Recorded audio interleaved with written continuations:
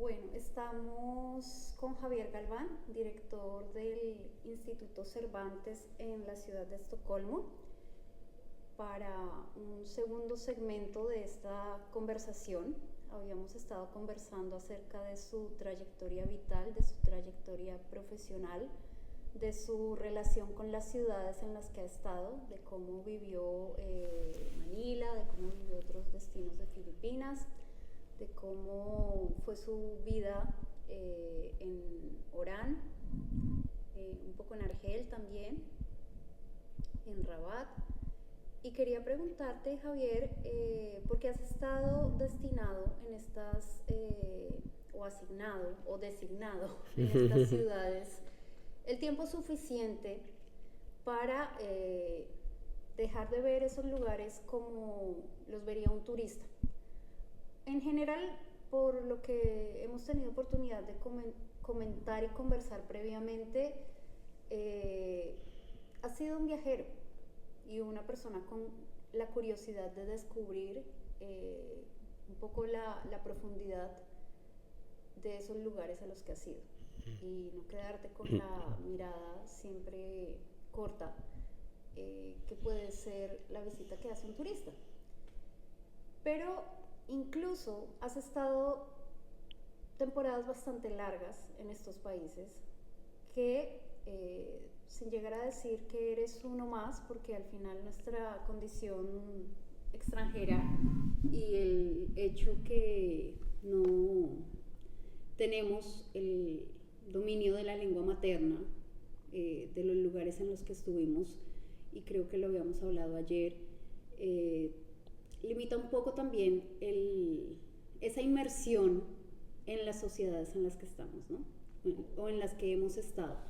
Y digo hemos estado porque al final pues yo también he pasado algunas temporadas largas en Marruecos, intentando investigar y descubrir, pero plenamente consciente de que es una aproximación limitada, y que es limitada por el hecho de no tener el manejo de la lengua principal del país. Entonces, haciendo esta salvedad, quiero decir que has tenido tiempo suficiente para vivir en estos lugares y llegar a conocerlos, y así como te permiten apreciar la arquitectura del lugar, también te han permitido conocer las sociedades, ver su día a día, ver su cotidianidad, ver sus hábitos, sus costumbres, su cultura. ¿Cómo ha sido esta experiencia en esos 4 países que has estado? Bueno, teniendo en cuenta que en Suecia llevas un año, ¿no? Pero en los otros has tenido, hablando entre Oriente y África, 10 años y 10 años. Son temporadas importantes que te permiten tener una comprensión, diría yo, bastante profunda de las sociedades en estos lugares a los que has ido. Me gustaría que nos cuentes un poquito de esa perspectiva sociológica. Pues sí, te agradezco de nuevo la oportunidad de reflexionar yo mismo y de pronunciarme sobre este aspecto, ¿no? Bueno, pues vamos cronológicamente. Manila, como comentaba, hay que ir descubriendo y descubriendo las muchas Manilas que hay. Yo diría ese es un rasgo, dado por la inmensidad, la población, más de, bueno, es que depende de dónde cortes, pues podemos considerar una urbe de 20 millones de habitantes. Un poco como era Madrid, se decía Madrid rompeolas de España, ¿no? Porque de todas partes de España, después de la guerra, en los 50-60, pues emigraron a Madrid, y entonces en Madrid encuentras gente de cualquier lugar de España, ¿no? Esto ocurre en Manila, pero diría, perdona, a lo bestia, ¿no? Porque, ya lo digo, son más de 20 millones de habitantes, ¿no? Entonces, desde ese punto de vista ya de procedencia geográfica, también desde el punto de vista de la composición de la sociedad y de la identidad filipinas, que es de síntesis, ahí se junta el componente malayo, realmente autóctono, vamos a decir, con una influencia muy importante de China, desde siempre, pues China está muy cerca, y precisamente al llegar los españoles y promocionar, ¿no?, el galeón de Manila y todo esto, hace que haya una emigración de China continua y que ha seguido pues prácticamente hasta ahora. Entonces el componente chino es muy importante en la construcción de la identidad filipina, pero por supuesto el componente hispano. Como decía, no hubo tantos españoles peninsulares, digamos, en Filipinas como en América, pero además pasaban por América, por lo que hoy es México, ¿no? Entonces hay muchas cosas de ida y vuelta con América, cosas que llegan a América desde Filipinas, que cataliza un poco toda la influencia asiática. Por ejemplo, el famoso del mantón de Manila, que ha pasado ya a ser algo tan español, ¿no?, y tan ligado también pues al flamenco y a otras cosas. Realmente el mantón se hacía en China, ¿no? En Manila no se... pero se embarcaba en Manila, etcétera, ¿no? Entonces, bueno, digamos, esa diversidad cultural hace que, por ejemplo, la primera Chinatown del mundo sea la de Manila, y todavía tú vas al barrio de Binondo y palpas todo esa cultura china, ¿no? Entonces, bueno, pues tienes, repito, muchas Manilas, y también desde el punto de vista sociológico, Manila en concreto ejemplifica eso de tremendos contrastes, mucha marginación, bolsas de enorme pobreza, de severa pobreza que no encuentras en el medio rural, donde pueden ser humildes, pero no hay esa pobreza que ocurre cuando se emigra a la ciudad sin un medio de sustento y provocando pues situaciones realmente terribles. O sea, también hay zonas de Manila que en fin, lo que se ve es muy duro, ¿no? Y al lado de eso, pues las grandes riquezas a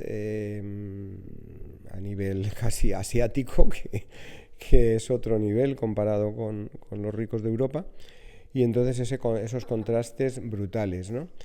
Pero, repito, luego vas descubriendo cosas, ¿no? Vas descubriendo a lo mejor en esas grandes riquezas, pues también descubres personas que aparentemente puedes tener un cierto rechazo, porque, bueno, pues estos son unos ricos que viven al margen y tal, ¿no? Y luego descubres personas que a lo mejor hacen grandes labores sociales y tienen unas inquietudes tal que no se aprecian, ¿no? O bien el mundo cultural, hay también una vibración del mundo cultural que también hay que ir descubriendo. Es decir, lo que no puedes hacer es llegar a Manila y con las primeras impresiones quedarte. No, tienes que ir y con una gran curiosidad, abrir los ojos. Cada día descubres 1000 cosas. Cada día esto, bueno, pasa, también me pasaba en Argelia, menos en Marruecos. La agenda que tenías el día nunca se cumplía, nunca aparecía, es impredecible, ¿no? Lo cual es un atractivo. También tiene sus inconvenientes, ¿no? Tantos imprevistos, ¿no? Te enseña, eso que dices es muy interesante. Dices que en Marruecos te pasaba menos. Sí. A mí es el lugar en el que más me pasa, de los lugares en los que yo he estado. Ya, claro, sí. ¿Qué tienes que aprender a adaptarte y a ser flexible con las imprevisiones? Claro. Que es parte del viaje al final, ¿no? Exactamente. O sea, tienes que ser consciente de que te van a ocurrir esas cosas y entonces tomarlas desde el punto de vista positivo, porque hay veces que esas imprevisiones te dan oportunidades magníficas que no esperabas. Sí. Entonces tienes que estar totalmente abierto. Si tú vas cerrado, decir, no, tengo que hacer esto y esto, y si no tal, ya me frustro y además no hago esas otras cosas que aparecen, ¿no? Pues vas mal, no encajas en el tema. Marruecos sí, porque Marruecos está más abierto a lo que es, vamos a decirle, la cultura europea o cultura occidental, entre comillas. Rabat es una ciudad donde he estado la más cómoda, donde he vivido. Alguien me dijo, bueno, vas de Argelia, Marruecos te va a parecer un balneario, ¿no? Viniendo de Orán. Y en parte sí, es verdad, es decir, yo estaba... Rabat es preciosa, preciosa, exacto. Para mí demasiado, sí. Los resultados de Casablanca sí. me hace sentir más en el Marruecos real de la calle Sí. del día a día. Claro, Margot, eso es lo bonito, yo creo, de estas experiencias, que no lo encuentran aquí, es todo mucho más uniforme, repito. Pero, por ejemplo, Marruecos es que cada ciudad es un mundo, es decir, Sí. Todas las ciudades que yo he transitado mucho, porque hay Cervantes y coordinado a todos los Cervantes, Tánger, es tal, Tetuán, es una personalidad, un genius loci muy profundo y muy diferente. Pero Fez, imagínate, Fez, compara Fez con Casablanca, hablábamos creo que ayer, no tiene nada que ver. Marrakech, otra cosa, hasta Agadir, que es una ciudad que la gente, bueno, eso es como un causatorio. No, Agadir me pareció una ciudad muy interesante y me encontré muy bien cuando estaba en Agadir, que tal. Claro, entonces Rabat efectivamente pues es esa ciudad muy europea, muy ordenada, muy tal, pero que conserva, o sea, más lo que pasa es que ahí está todo como más segmentado. Está la Medina, que tú te metes en la Medina, y no es la Medina de Fez, pero es una Medina marroquí con todos sus atractivos, pero luego sales de ahí, estás en la Ville Nouvelle, ordenadísima, tal, racionalismo del siglo XX europeo, perfecto, tal, y luego ya pues te vas a la zona de Suiza y ya las embajadas, los viviendas, no sé qué, tal y cual. Una ciudad muy, muy ordenada, y que, bueno, para la gente que dice, no, bueno, es que eso, si has estado solo en Rabat no has estado en Marruecos. No, es una parte, es un componente, desde luego, de Marruecos, ¿no? Pero eso hay que ir descubriendo. Luego hay ambientes culturales. Por acabar un poco con Manila, también cito la frase de un compañero del Cervantes, que era el director de administración, o sea que digamos que lo más prosaico, lo más alejado de la poética. Y un día pues íbamos en coche por una zona y dijo, esto es un hervidero de vida. Oh, wow. Y me pareció y quedó ahí para los anales, ¿no? Y efectivamente, bueno, Manila, ciudad que no duerme, ciudad que a cualquier hora hay actividad, gente en la calle, la vida en la calle, el clima, por un lado el clima lo permite y por otro lado la economía no permite a muchos tener una vivienda digna, ¿no? Entonces, en Asia pasa mucho en la calle. Hay ciudades, por ejemplo, Bangkok, aunque no he vivido, pero también he estado mucho en Bangkok y aprecio mucho esa ciudad y me gusta. Cómo ha perdido un poco de ese sabor que tenía cuando yo llegué a Bangkok la primera vez, como turista totalmente, de paso para Manila. Había mucha comida en la calle, vida callejera. Y ahora ya Bangkok, ya yo digo, ya me recuerda al Tokio de hace unos años, o sea, va en ese camino, ¿no? Todo mucho más ya pulcro, más tal, malls grandes, tal y cual. Y entonces, bueno, es muy cómodo ahora, hay unos transportes estupendos. Bangkok era un caos también de tráfico hace 30 años, era horrible. Y ahora pues te mueves bien, hay un metro magnífico, tal, las vías fluviales las aprovechan muy bien y te coges un vaporeto y llegas y tal, pero ha perdido, bueno... el encanto callejero, ¿no? Exacto, eso lo ha perdido bastante, ¿no? Y digamos que ese símil se puede poner a Rabat con respecto pues a otra ciudad de Marruecos, de Casablanca, por ejemplo, o tal, ¿no? Sí, entonces, bueno, Orán es una ciudad que también luego además en Orán tuve, claro, la experiencia de Orán es que, aunque ya había pasado el de Seninoir y todo esto, pero todavía eso quedaba ahí en la gente, en tal. Entonces yo llegué en un momento en el que un poco despertaba sobre todo la juventud, o sea, había chavalas pues pone desde 18 a 23, 24, que venían al Cervantes y encontraban un espacio de libertad, ¿eh? Y ahí podían ser ellos mismos. Y entonces, bueno, claro, en Orán estamos hablando, pues eso, del año 7, 8 hasta el 12. La ciudad no era un espacio para la mujer, por ejemplo. Es decir, en cuanto se hacía de noche, no veías una mujer en la calle. El espacio público no era, como, bueno, lo sabes mucho mejor que yo, espacio donde la mujer fuera bienvenida, ¿no? Y entonces las chicas jóvenes pues siempre tenían que ir, los padres, los hermanos, y entonces el Cervantes venían Y sí, la acompañaba, dejaba el padre o el hermano o tal. Pero claro, ya eran ahí 3, 4 horas en las que era eso, un espacio de libertad. Entonces, bueno, ahí las pausas, normalmente entre clase y clase, pues son clases de 2 horas, o depende del... Y hay una pausa, evidentemente, a los 50 minutos, 1 hora. Y entonces las pausas, yo me di cuenta, oye, aquí las pausas duran mucho. Oye, los profesores, oye. Claro, me di cuenta que ahí podían socializar, en el patio del Cervantes, en el pasillo. Socializaban chicos y chicas. Claro. Y entonces digo, oye, vamos a dejar que las pausas, porque me parece... Y yo me encantaba ir... Que sea un espacio de socialización también es Total. maravilloso. Maravilloso. Y era una función social que hacía el Cervantes maravillosa e impagable. Claro. E impagable. Y entonces ahí yo me encantaba, ahí tuve mucho contacto con los alumnos, este grupo de chavalas, de chavales que se llamaban a sí mismos los voluntarios.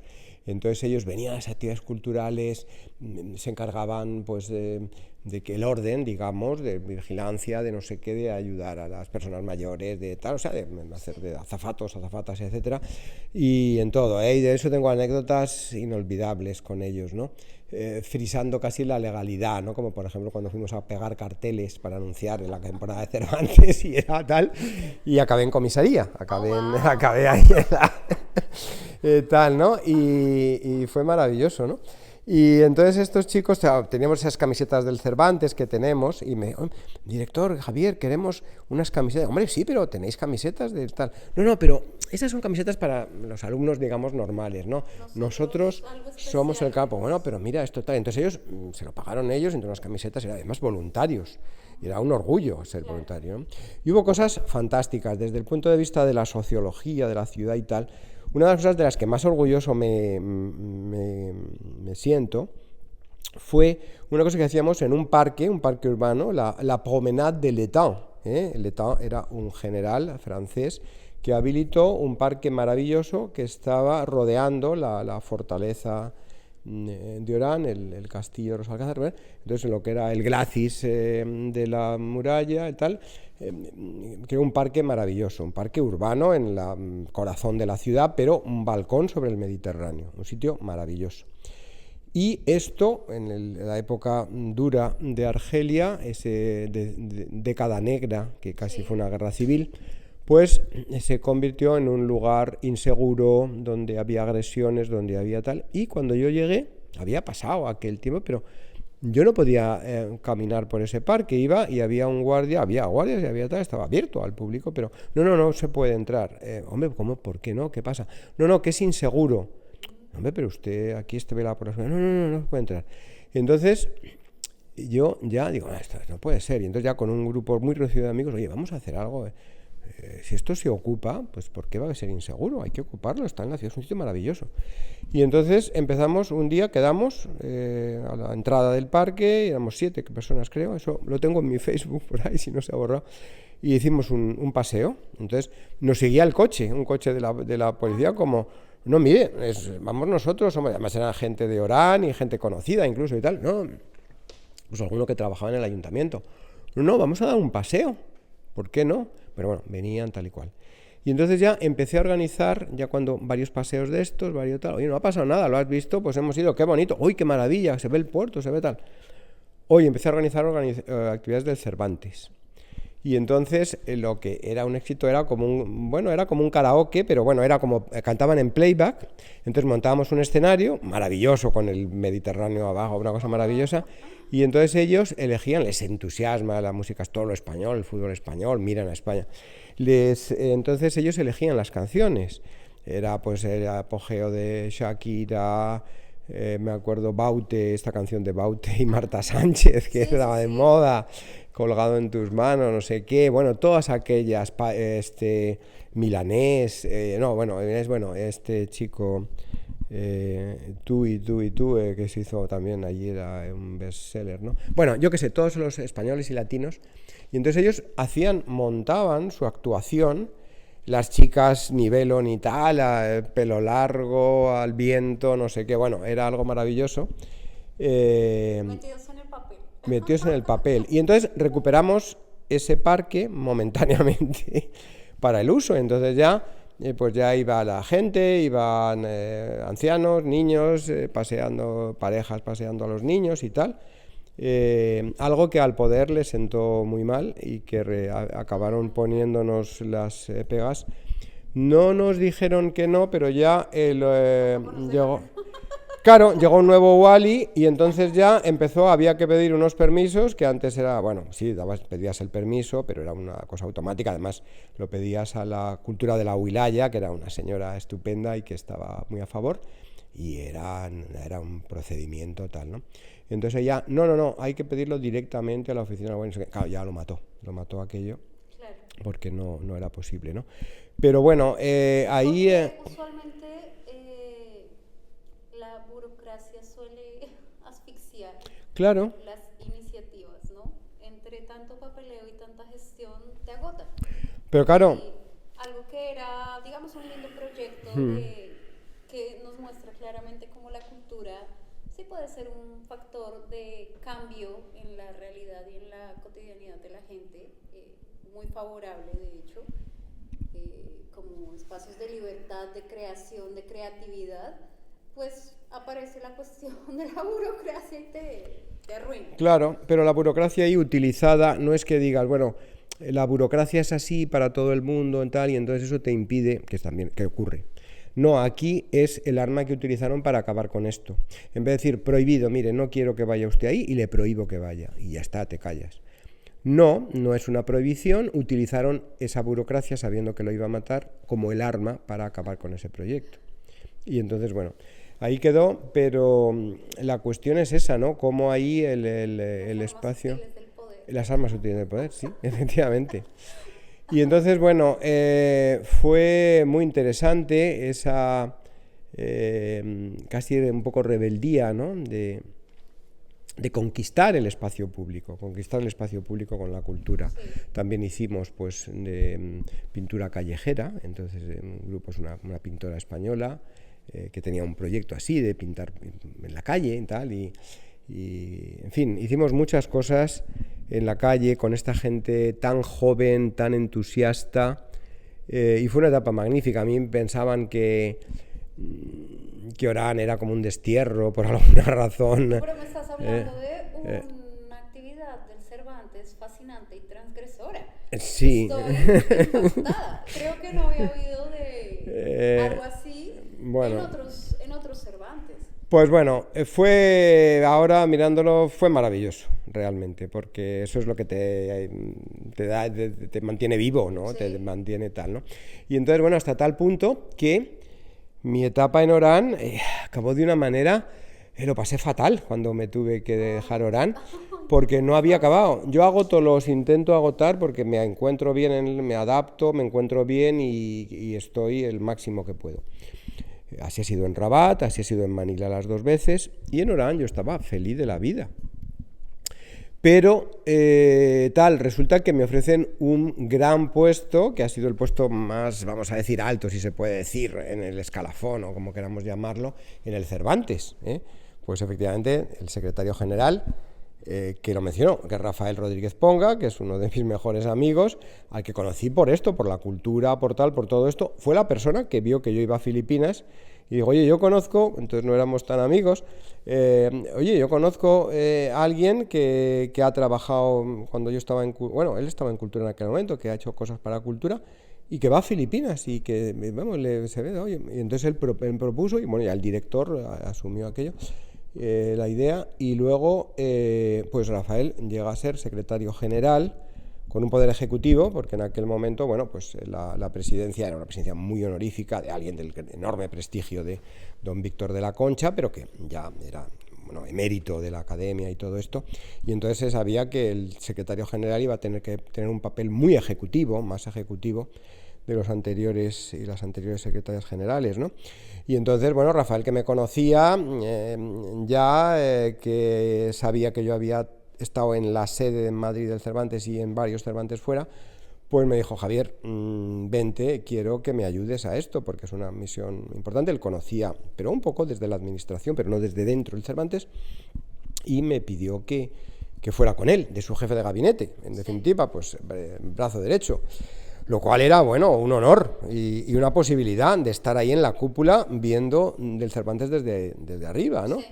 Y viendo todo, ¿no? Entonces era, pero tenía que dejar mi Orán, o sea, y era tremendo, ¿no? Y luego había también, luego en esto que no hemos hablado, pero ya luego las relaciones sentimentales, lo difícil que es tener una pareja, mantener una pareja en estas circunstancias de nomadismo.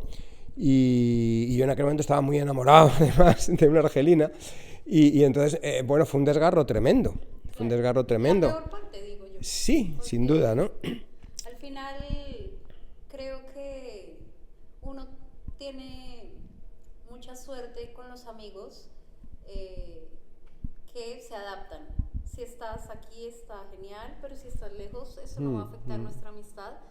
Porque tú que eres tan admirador de Borges, igual que yo, pero bueno, tú eres un conocedor, yo no me siento tan conocedora, pero él plantea un poco que la amistad no necesita frecuencia, Sí. y yo estoy totalmente de acuerdo, Bien. que hay amigos profundos y entrañables que tú quieres con tu corazón, con tu alma, pero los puedes ver 3 veces al año o una vez cada 10 años, y es el amigo. El amor plantea muchos más desafíos y mucha más ansiedad y angustia y toda esta cosa. Sí. Entonces, yo puedo entender que el cambio de países, si bien te trae nuevas experiencias y nuevos aprendizajes, a veces también de alguna manera es un desgarro, ¿no? Es como, ¿sabes qué? Va a ser muy difícil mantener una relación. Sí. Así es, efectivamente. Y la relación, por supuesto, eso es lo que más, como muy bien has dicho, angustia te crea, tal. Pero es que es romper con la ciudad también, con la que has hecho tu ciudad. Mi ciudad era Orán. Y entonces, claro, desde fuera alguien no entendería, vamos a ver, está en Orán, ahí en Argelia, país difícil, y ve a Madrid, y viene a estar ahí de la cúpula de Cervantes.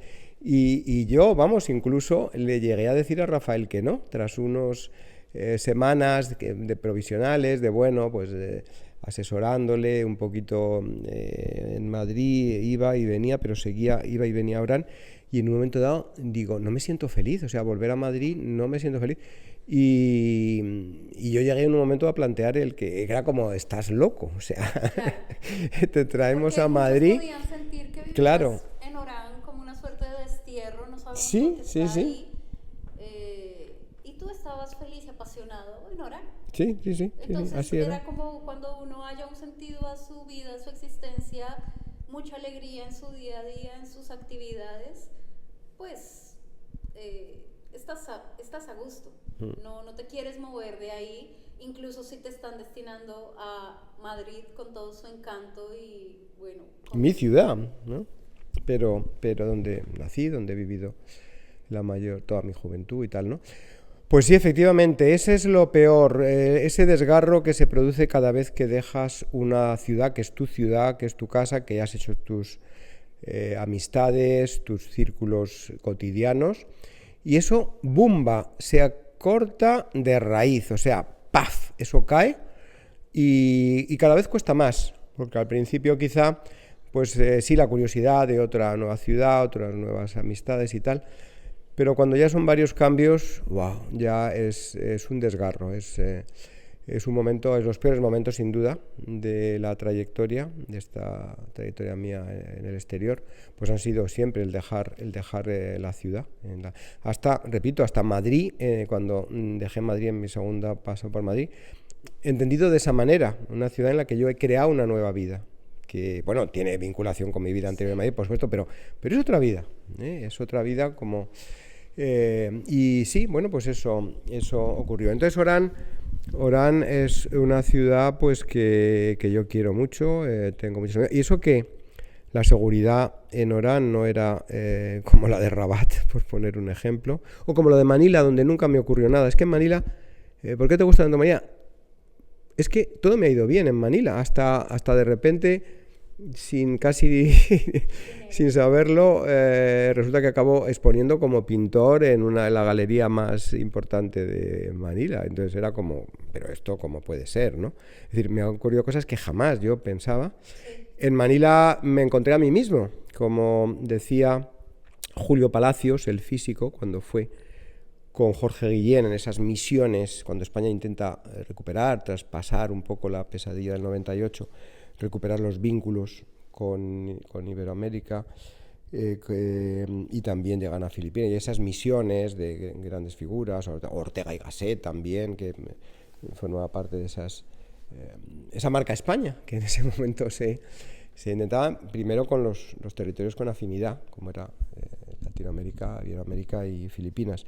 Y entonces escribe un libro, lo escribe no el literato, sino el físico, lo escribe Julio Palacios, con un título que ahora puede ser un poco Filipinas, orgullo de España, pero bueno, que a muchos filipinos les sigue gustando, ¿no? Nosotros un poco de pudor, bueno, ese libro que escribió, tanto, pero bueno, ahí dice de García Sánchez, que estaba en Filipinas o que pasó por Filipinas, dice, en Filipinas o en Manila, no sé, se encontró a sí mismo. Cuando yo leí aquello, yo me identifiqué, ¿no? Me llegó. Entonces, he descubierto cosas, incluso en esta segunda etapa en Filipinas, también he descubierto cosas que, como esa, la faceta de repente de pintor, ¿no? Y, bueno, sí. Y de que llegar, bueno, a pintar, no ya como un hobby de domingo para ti, para tal, sino que realmente acabas de repente apareciendo en la vida cultural de Manila como el pintor Javier Gama. Oh, ¿quién es ese, no? ¿Quién es ese? Ah, soy yo, no me lo tal. Y entonces, bueno, y Orán, ya te digo, a pesar, hablamos de la seguridad, a pesar de que a mí me atracan 5 veces en Orán, yo creo que eso puede ser un Guinness, la misma ciudad y tal. Alguna porque yo me lo buscaba, porque por ignorancia, claro, un viernes, la primera vez un viernes a las 12:30 del mediodía, yo no pensaba que tal, porque claro, era la hora de la oración. Y me metí pues por un descampado. O sea, bueno, era como, bueno, va pidiendo a gritos que alguien lo atraque, ¿no? Entonces algunas, desde luego, pues casi que yo era muy poco precavido. Pero bueno, a pesar de eso no influyó en ningún momento para que yo tomara rechazo o miedo o tal. Y entonces Orán era mi ciudad durante esos 4 años que viví ahí, y algo que me llega muy profundo. Sigo manteniendo muchos contactos, y los compañeros que han pasado luego, pues siempre, hasta el actual, que ya han pasado bastantes años, me fui el año 12 de Orán, y en fin, le siguen hablando de mí y tal. Entonces eso no tiene precio, eso es algo que Orán... Y luego en Orán también muy diferente de Argel, ciudades del mismo país pero muy diferentes. Y ahí yo creo que tiene que ver también, claro, mucho la historia, tiene que ver, vamos a decir, iba a decir latinidad, y sin ningún, ya sabes, hemos hablado, sin ninguna connotación política, pero no, es la hispanidad, porque latinidad, Argel y el este de Argelia, más que el este de Argelia, Constantina Nava, tiran hacia Italia, como Túnez. Y es latino, más latino que Italia, en Lacio no hay nada. Entonces, no, ¿por qué Orán es tan diferente? Argel es quizá más francés. Claro. Orán es más español, siempre lo fue. Y hubo incluso hasta exiliados después de la Guerra Civil de izquierdas de la República, y exiliados económicos también de esa España tan pobre que era el sudeste de España, imagínate, que emigran a Orán y se integran con los oraneses, ¿no? Y los oraneses los consideran como hermanos, ¿no? Lo que no ocurría con los franceses. Entonces, Orán siempre ha tenido eso. Y entonces Orán es una ciudad mucho más abierta. Orán había sus limitaciones, aunque luego hay una vida incluso nocturna, incluso liberal, imagínate, la homosexualidad está penada. Bueno, había sitios que el paraíso del LGTBI sería en Orán, claro. Sí, tenías que encontrarlo y bajar. Con ese sitio que era en superficie era una pollería. O sea, había uno de estos dando vueltas de asador de pollos a las 12 de la noche. Esto en el centro mismo. ¿Esto qué será? No sé qué. Hasta que alguien te dice, no, pero es que no ha sido nunca. No, es que ahí hay unas escaleras bajas. ¡Wow! Imagínate, bueno, tal, ¿no? Pero bueno, hablando de eso, hay un historiador estadounidense, ahora se me escapa su nombre, y esta crónica extensa que escribió yo creo que debe tener unos 20 años, la tradujeron en Letras Libres, la publicación mexicana, y era súper interesante porque él escribe una crónica en Orán, y hablando de Argelia, y él se encuentra allí con el escritor Kamel Daoud. Sí. Y entonces él le está hablando. A mí me fascina Kamel Daoud.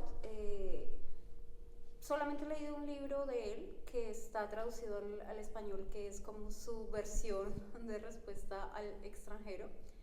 Me parece que es muy interesante, que escribe muy bien. El Mersol, ¿no? Sí, Mersol, caso revisado. Sí.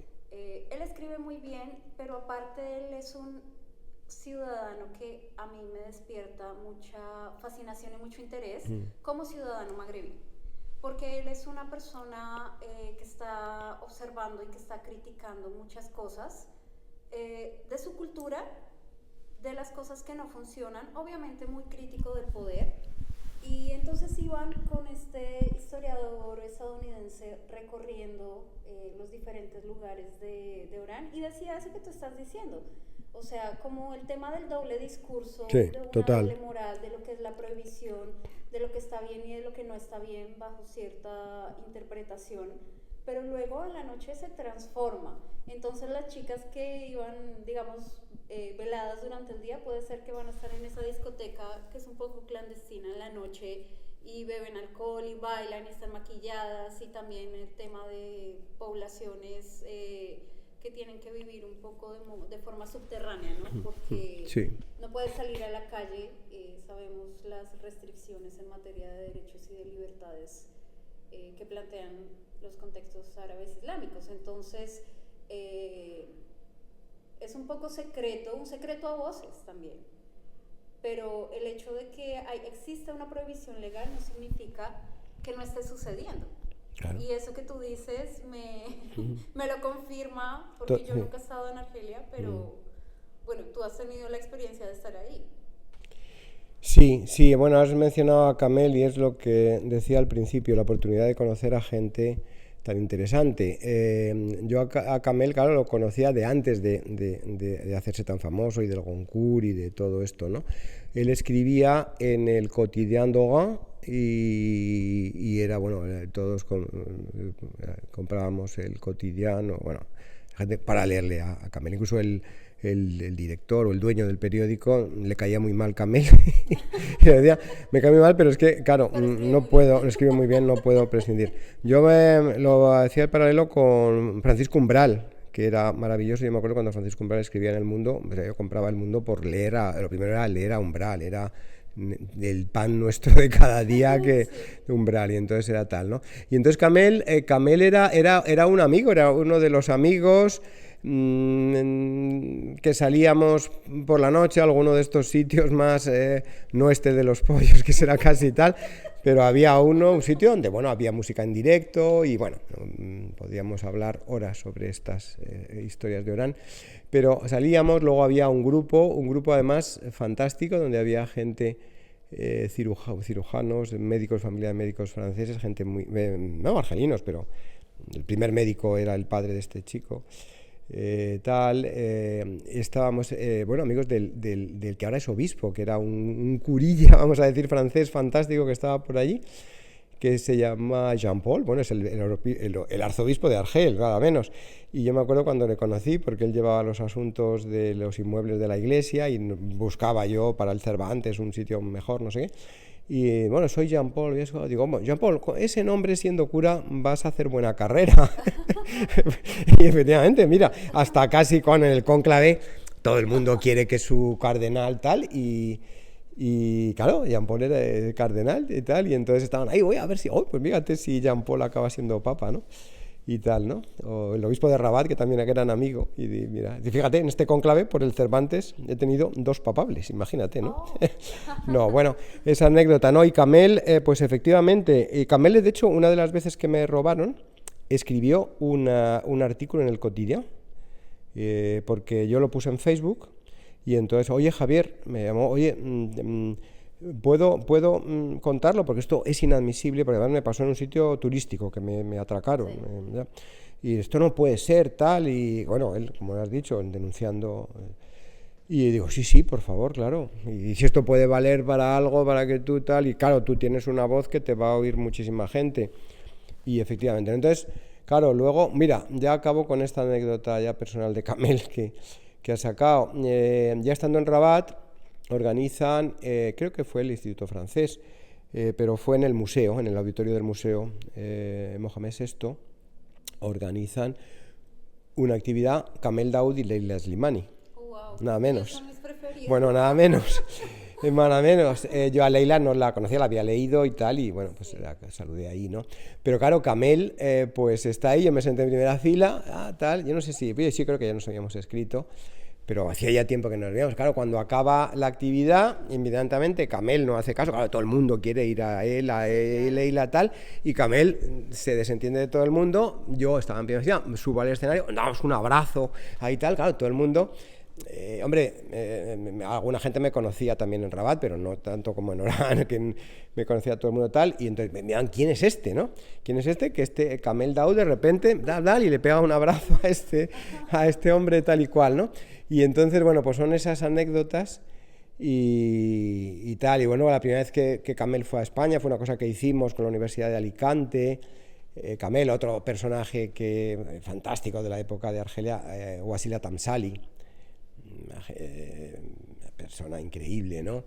De los derechos de la mujer, pero que ha escrito el libro, la referencia para entender a Argelia y la Argelia contemporánea, es el libro Une éducation algérienne, que se ha traducido al español con un título que no sé, era Mi querida Argelia, algo así. No, el título no es nada bueno, pero ahí entiendes, ¿no? Una persona de una altura intelectual y, bueno, pues ser muy amigo de Wassila, pues es algo maravilloso. Pero hasta de Yasmina Khadra, o sea, Yasmina Khadra, que a pesar de que era el director del Centro Cultural Argelino en París, él tenía una relación muy complicada con el régimen argelino, ¿no? Y entonces yo lo invito al Cervantes, hay una actividad impresionante, el Cervantes de Orán, pusimos pantallas en cada planta porque aquello desbordaba, y yo no sabía, y luego al acabar, él, Mohamed, que es una persona, bueno, él era ya muy conocidísimo en Europa, era el autor vivo más traducido en lengua francesa, a otras lenguas y demás, pero era una persona distante que, en fin, costó un poquito, pero ya, o sea, aquel día él estaba agradecido, estuvo hora y media, nos fue firmando, bueno, un baño y me decía, oye, gracias Javier, porque es la primera vez que puedo en Orán, que él no había nacido en Orán, pero su mujer y tal, muy vinculado a Orán, tiene casa, ahora luego se compró una casa en Orán, en el centro de Orán, es la primera vez que, digo, hombre, pero tú ya, evidentemente, yo he visto que has estado. Bueno, he tenido alguna actividad, pero muy controlada en alguna librería con 4 gatos. Pero esto, de toda esta cantidad de gente que ha venido, no me había ocurrido nunca. Entonces, yo de repente, estas cosas que no eres consciente... O sea, bueno, este tipo, el escritor en lengua francesa más traducido en este momento tal, y me acuerdo, pasabas, tuve que pasar por el aeropuerto de... no sé dónde era, de Túnez o no sé qué, todo era Yasmina Khadra. Y en Bruselas también, sé que Le Jour de la Nuit, lo que el día de la noche, que luego hay la película y se convirtió en algo muy conocido. Y no puede ser que hayamos tenido nosotros, además era el Cervantes, no era el Instituto Francés, que hubiera sido ya, a lo mejor, políticamente no se hubiera visto también, ¿no? Estos españoles invitan a... Y de repente, claro, también Wassila Tamsali, la primera vez que va así a Orán, tal, es cuando la llevamos nosotros. Luego ya el Instituto Francés y luego ya así tal. Y entonces de repente, claro, es algo que dices, bueno, hemos conseguido llevar a figuras importantes de la cultura argelina a los argelinos, sí, a través del Cervantes, ¿no? Qué maravilla, ¿no? Y entonces, claro, pues eso son cosas que no te esperas, que no puedes ni imaginar y que luego pues te dan una satisfacción infinita, ¿no? Infinita, ¿no? Claro. Y Y bueno, y en Rabat, yo en Rabat ahí es la conexión, te diría, con América Latina, Hispanoamérica, Iberoamérica, como queramos llamarlo, ¿no? Porque hay mucha presencia de embajadas, como bien sabes, y donde realmente comenzamos muy al principio. Tuve la oportunidad de conocer en un mismo acto a casi todos los embajadores, y empezaba, hubo muy buena onda, y entonces yo, bueno, no hay ninguna actividad así anual, tal, y entonces me ocurrió, bueno, cine, vamos a ver, hay cine tan fantástico en todos nuestros países, y entonces pues creamos el Festival de Cine Latino, que yo le di ese nombre, aunque yo mismo tengo toda esa, ya sabes, de latino, hispano, tal y cual. Luego ya algún sucesor mío lo ha cambiado el Festival de Cine en Español o algo así, o sea, me ha corregido ahí lo de tal. Pero bueno, da igual el título, pero ahí y sigue, esa actividad sigue todavía, y aunaba a todas las embajadas de habla hispana presentes. Cada día era una película de un país. También daba mucha cancha a países a lo mejor que tenían, claro, pues una delegación representativa pero con muy poca acción cultural. Y me acuerdo, pues uno de los países era por sorteo quien abría el festival. Ese día era el día más importante porque iban todos los embajadores, iban ministros marroquíes hispanohablantes. Claro, y entonces, bueno, la embajada que ese año le tocó, bueno, el embajador fue la actividad de su mandato. Salió en los periódicos de Marruecos, pero luego ya en Dominicana, he dicho el país que no quería por no, tal. Salió tal y que era fenomenal, tal, ¿no? Entonces, ahí luego en Estocolmo estamos llevando, y tú lo has visto, ¿no? La relación fantástica que tenemos todas las embajadas. Estamos ahora con el proyecto de la Feria del Libro de Gotemburgo, por primera vez va a haber un stand con libros en español. Y entonces, bueno, pues ha sido también muy interesante, ¿no? Esa conexión y esa unidad de acción en muchos proyectos que realmente os sucede en Rabat precisamente por esa presencia de todas las embajadas iberoamericanas en Rabat, que no se daba. Claro, Orán no había embajadas, había, claro, y no había ningún consulado, solamente había consulado de España, de Francia y de Marruecos, no había más, ¿no? Y en Filipinas, bueno, también, en Filipinas realmente no. Lo de Rabat fue muy significativo porque hicimos proyectos, creamos luego el Día del Español, el Día de la Lengua Española, que eso era un proyecto, la idea de Díez Hochleiner, del embajador. Y sí, proyectos que han durado, que es lo importante, crear estructuras, no hacer una sola actividad y ya dentro de 20 años vamos a hacer otra, no. Crear proyectos, crear programas que unen, aglutinan y que da la muestra a la sociedad en la que estamos, pues eso, de que somos una unidad civilizacional, que nos une, por supuesto, la lengua, pero muchas más cosas. Y que, por ejemplo, los filipinos también se sienten atraídos porque tienen parte de esa cultura, de esa civilización. A los marroquíes, pues tampoco, o sea, cuando hablamos el otro día, ves que hay mudéjar en México en el siglo XX, pues eso viene de ahí también, ¿no? Claro. Y entonces ha sido pues estupendo, ¿no? El poder ligar esas sociedades magrebíes con todo lo hispano. Como hablando ya de aquí de Estocolmo, que llevas poco tiempo en comparación con los otros lugares en los que has estado, pero sociológicamente, ¿qué te llama la atención de lo que has visto en este año que llevas aquí, de la sociedad sueca o de la sociedad de Estocolmo? ¿Qué te llama la atención? ¿Qué rasgos adviertes? Sí, bueno, esa uniformidad, eso de que destacar está mal visto, eso quizá va ligado precisamente a ese estado de bienestar que se crea aquí o que se alcanza aquí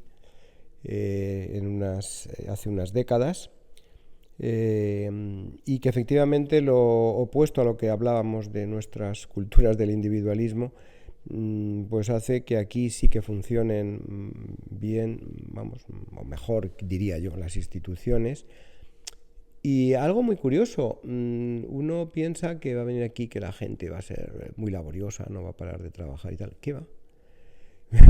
O sea, yo lo puedes ver como, oye, yo no diría que el sueco es un workaholic, para nada. O sea, el ser workaholic aquí es algo horrible. Entonces, la gente no se estresa absolutamente nada. Tú puedes estar en una cola y que no encuentras el dinero que no existe ya, con el dinero claro, virtual, y no te vas a pagar ahí con el móvil o el tal y no te llegas a la tarjeta o lo que sea. Y nadie se inmuta, o sea, nadie te va a decir, oiga, mire, qué tal, o el de la cajera, perdón señor, apártese que pasa el siguiente. No, tú puedes estar ahí el rato que sea, que nadie se inmuta. Estrés cero. Eficacia, evidentemente una eficacia de la sociedad. Luego, también algo ahí que, bueno, que tiene un aspecto muy positivo, como han sido muy generosos acogiendo. Aquí encuentras gentes de toda procedencia, muchos han sido exiliados políticos, desde la época del Cono Sur, de los 70, Chile, Argentina, Uruguay, etcétera, tal, pero luego pues desde Somalia, que hablábamos ayer, sí.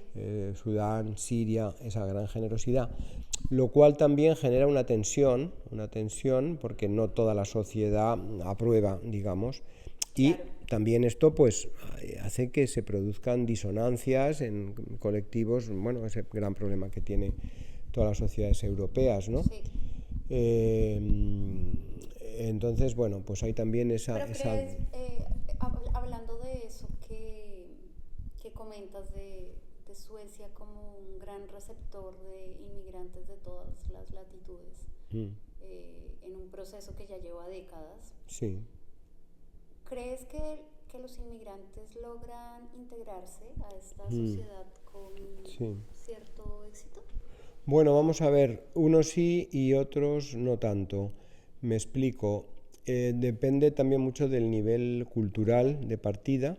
Entonces, todas estas emigraciones políticas, digamos, exilios políticos, realmente vino gente aquí ya muy preparada. Algunos de ellos, como el escritor boliviano Carlos Decker Molina, ya era un intelectual, ya era un... Claro. ¿Qué tal? Entonces esa gente, claro, que se integra muy bien. También los suecos lo hacían, no sé ahora mismo, ¿no? Pero me cuentan gentes que vinieron en esas décadas que iban a campamentos, entre comillas, pero que vamos, que tenían casi chalecitos individuales y que ahí estaban un tiempo de adaptación en que les enseñaban sueco, tal, o sea, un proceso, o sea, algo modélico, algo si usted viene y le vamos a...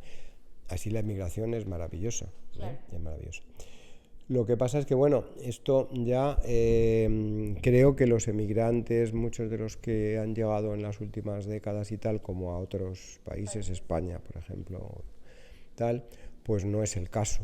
Entonces eso parece ser, yo no lo veo, en Estocolmo no palpo nada, pero que hay conflictividad social, incluso, bueno, la seguridad se resiente en zonas por ahí donde hay estos, en fin, no sé llamarlo guetos y tal, como ocurre en muchos países europeos, ¿no? Entonces eso es un gran reto, O sea que sí, uno podría decir que la educación el nivel educativo es determinante Total, para la sí, integración. absolutamente. Es un gran reto, está también provocando un rechazo, aquí el paraíso de la socialdemocracia, el referente de la socialdemocracia para Europa, para España, sin ir más lejos. Felipe González venía aquí a ver a Olof Palme, a tomar lecciones de Olof Palme, y la socialdemocracia ha retrocedido muchísimo. Ayer lo comentaba con un señor que está en un ayuntamiento y tal, y bueno, pues la extrema derecha ha ganado terreno. Y no sé, Dinamarca, que no conozco tal, pero incluso la situación es incluso más radical en ese sentido, de que ya hay una barrera bastante, se están poniendo barreras a la migración, ¿no? Bueno, es un desafío que tiene toda Europa, necesita la inmigración, es evidente, Europa no puede vivir sin emigrantes. Pero no se ha conseguido el que esa emigración se produzca de una manera ordenada, y eso provoca dramas, resistencia en las sociedades de acogida, resistencias muy fuertes, debates tremendos, y luego para mí lo peor, que provoca tragedias humanas de esas gentes que arriesgan la vida, que son objeto de la codicia de las mafias, ¿no? O sea, es terrible. O sea, yo es que no sé cómo no se es capaz de regular eso de alguna manera, y que creo yo, ¿no? O sea, no conozco para nada el tema, ¿no? Pero que la fuente de esa fuente, ese capital humano tan necesario para Europa, la selección sea a través de, en gran parte de eso, de gentes que vienen en pateras, en no sé qué, que se quedan, que están ahí, que resisten, que no sé qué, y que al cabo de unos años, bueno, pues se regulariza. Me parece un sistema horroroso, ¿no? Y tan alejado de cómo venían los emigrantes de Sudamérica en los años 70 aquí, tenían ese proceso tan fantástico, ¿no? Pero bueno, hay cosas, por ejemplo, que también están cerrando el grifo. Me decía ayer un profesor una cosa muy curiosa, aparte de enseñar, por supuesto, la lengua sueca y que se integren, también las lenguas maternas. Es decir, hay profesores, son las comunas, los ayuntamientos quienes gestionan esto, y entonces, pues, yo qué sé, tú eres serbio y tu mujer es serbia o sueca o donde sea, me da igual, y tu niño se le da clase de serbio para que no olvide, por supuesto de español, muchísimos niños de padres, uno o los dos hispanohablantes, que reciben clase de español. O sea, eso es algo que es admirable, no solo eso, sino que no olvide sus raíces. Sí. Me parece increíble, ¿no? Pero eso también va perdiendo, y precisamente en las comunas donde no gobierna la socialdemocracia se están suprimido, y eso está en retroceso, me decía este profesor ayer, ¿no? Quiero terminar este segmento preguntándote qué desafío supone para ti Estocolmo, porque para muchos, incluso para mí, venir acá, digamos, a hacer un trabajo de diplomacia cultural en Suecia puede ser como un paraíso, ¿no? Uno pensaría desde afuera, te tocó la lotería. Pero ya en el día a día, supongo que cada lugar tiene sus desafíos. Claro. Dices, muchos percibían que Orán era una suerte de destierro para mí, pero yo era feliz y estaba apasionado con el trabajo y era genial. Estocolmo puede ser un destino que muchos admiramos, y incluso un destino soñado en muchos sentidos. ¿Qué desafíos plantea para ti? Pues efectivamente es un sitio fantástico, con una calidad de vida, una ciudad preciosa, una gente absolutamente disciplinada, con un alto grado de civismo. Ya ves, el coche en el paso de cebra, te ven venir de la calle de enfrente y ya te paran, ¿no? Bueno, esa disciplina, esas colas que se organizan y nadie tal, bien, es maravilloso en ese sentido. Sí, realmente, yo diría que es ideal. Voy a decir algo a lo mejor que a alguien no le puede gustar mucho. Ese diplomático que un poco le da igual, va a un puesto, está el tiempo que está, y luego va a otro y va a otro, pero no se mete en la sociedad y tal, es ideal. Es un sitio ideal, vas a tener una calidad de vida fenomenal, vas a ir sin sobresaltos, exacto, predecible, muy predecible, porque para tomar un café con alguien aquí ya lo tienes que 3 meses agendar, sí. Entonces todo es predecible, todo está. Entonces, si tú no tienes unas inquietudes creativas, vamos a volver a la creatividad, pues sí, exacto. Pues es este mundo. Exacto, pues entonces es fantástico. Tú vas a pasar por aquí, vas a ser un destino pues muy agradable, muy maravilloso. En verano esto es paradisíaco, es maravilloso, ya no hace frío, no hace tampoco tanto calor, parques por todas partes, lagos, sitios maravillosos, puedes comer cualquier comida sanísima, maravillosa, tal.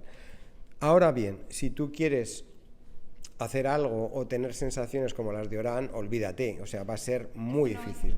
Este no es el lugar. ¿Por qué? Primero porque a los suecos, muy civilizados y muy agradables, pues oiga, sí, quieren tener aquí un instituto cultural, los españoles o los alemanes o los franceses, pues vengan, sí, precisamente, pero ellos no tienen un gran interés. Antes de ayer, concierto de María Dueñas, 22 años, premio Yehudi Menuhin, una violinista ya muy cotizada con esa temprana edad. Bueno, pues vino aquí, no sé, una vez, les encantó, pues la vuelven a traer. Va a tocar en la ceremonia de los Nobel, va a tocar ella. Es decir, si quieren algo de la cultura española, lo toman. Ya está, no hace falta un Instituto Cervantes para traer aquí a... Por cierto, hemos disfrutado mucho ese concierto.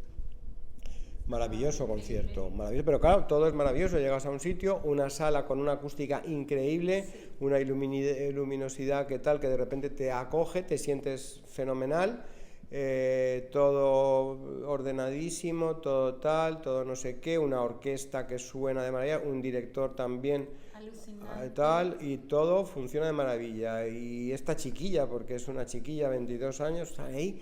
Y dices, ¿cómo puede tocar esta criatura de esa manera? Te transporta, estás en no sé qué. Y luego vas y sales y te tomas un delicioso snack y todo muy tal, y que hablas con el señor de al lado y resulta que la señora es la nieta de Gunnar Asplund, la gloria nacional de la arquitectura, ¿no? Y tal. Y entonces como todo como natural, como bueno, pues he ido caminando desde aquí al auditorio, he pasado por unos parques preciosos, he estado maravillosamente bien y luego me vuelvo a casa y todo maravilloso y no he tenido ningún tal. Pues sí, eso es ideal, ¿no? Pero claro, los suecos ven a España, por otro lado, como el país donde van a tomar el sol, a tomar esa vitamina que aquí no tienen y que es fundamental, y donde pueden tener una vida muy diferente a la de aquí durante un mes. Muchísimos suecos tienen casa en España, sobre todo ahora en la Costa del Sol y por ahí, muchísimos, y no les interesa tanto, es decir, al intelectual que le interesa, bueno, pues va y lo tal y cual, ¿no? Con lo cual, realmente, no solo a nosotros, le pasa al Goethe, le pasa al Instituto Francés, que tenía un edificio y lo ha dejado. No hay el Instituto Francés, el personal del Instituto Francés se ha ido, está en la embajada y desde allí organizan proyectos con instituciones suecas, pero no tienen una actividad propia, cultural, ¿no? El Goethe no da clases de alemán ya.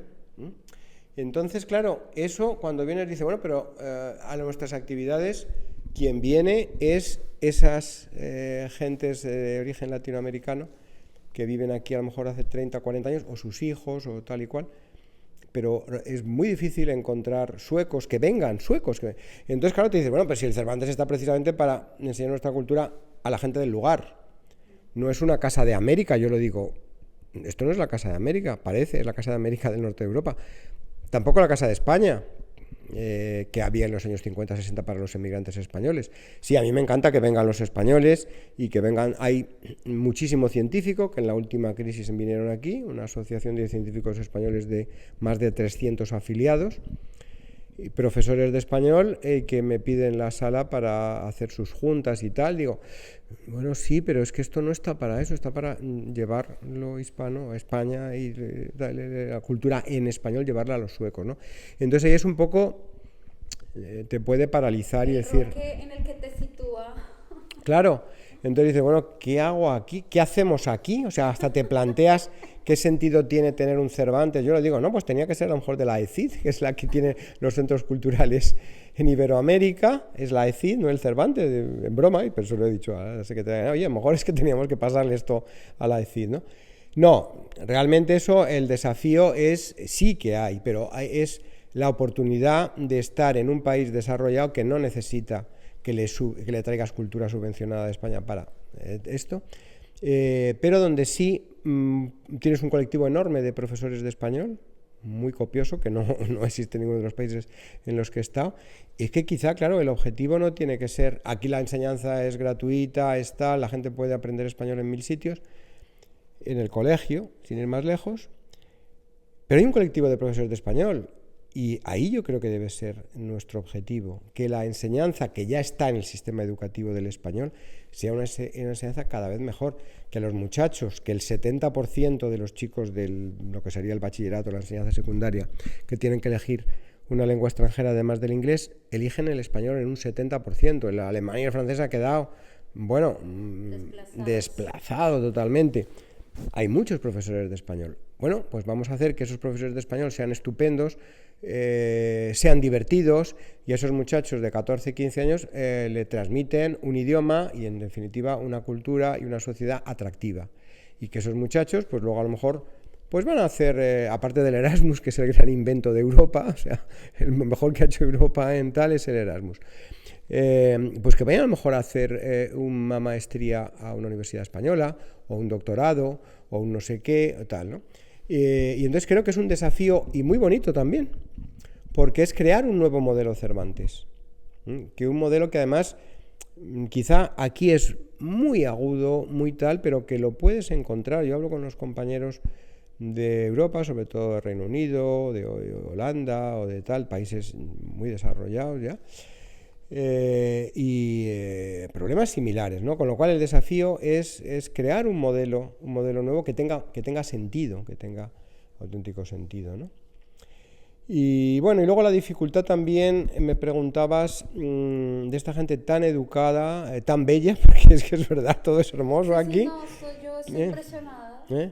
Todo es hermoso aquí, pero luego es difícil realmente el llegar a intimar, algo que es bastante fácil en los países en los que he estado, en Filipinas, en Argelia, en Marruecos. ¿No? De generar conexiones reales. Sí. Profundas, sí. Entonces eso es complicado, y hombre, te deja un poquito, que también te dice, bueno, estoy conociendo, sí, un país, una sociedad, pero me falta algo, me estoy perdiendo de manera muy limitada. Y bueno, pues eso es una realidad que no es solo una percepción personal, sino que es una percepción que comparte pues todas las personas que venimos aquí de otra procedencia, ¿no? Bueno, Javier, pues muchas gracias. Ha sido un verdadero placer conversar contigo acerca de todos estos temas y aprender también un poco de tus experiencias en esos lugares tan fascinantes y tan desafiantes.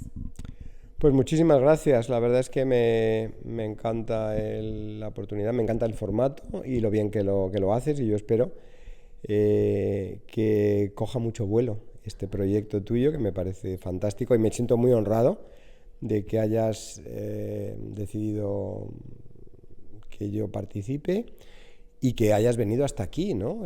Hasta el norte. Pues que era una gran ocasión para encontrarte, y en realidad me llamó la atención más encontrarte acá que encontrarte en Madrid, porque sí. Bueno, nuestra amada Madrid, de alguna manera no planteaba un desafío, y llegar acá, mira que me ha resultado un desafío, una travesía increíble, así que no, muy feliz de estar acá, de poder compartir contigo, de tener este precioso instituto a nuestra disposición para conversar sobre tu vida, tu trayectoria, la forma en la que has vivido y has sentido los lugares en los que has estado, y también para conocer lo que ha sido tu gestión corta de momento, y los desafíos que puede plantear una sociedad, digamos, tan evolucionada como puede ser la sociedad sueca y, bueno, la ciudad de Estocolmo, donde estamos hoy.